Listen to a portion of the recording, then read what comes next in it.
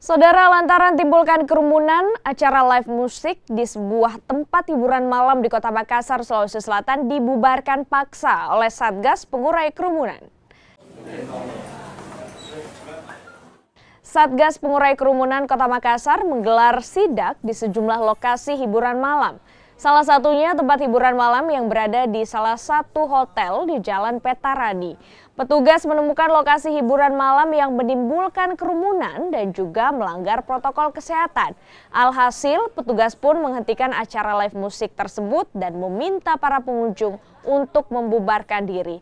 Atas pelanggaran itu, pihak pengelola tempat hiburan malam ini diberi surat peringatan.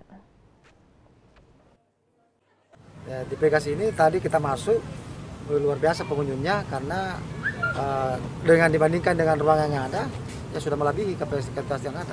Seperti itu. Apakah ada pelanggaran lain, pelanggaran perda? Ya pelanggarannya itu aja, artinya yang pertama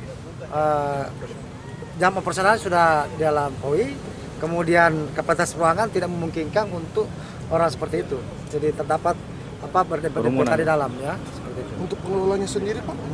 Ya pengelolanya kita panggil.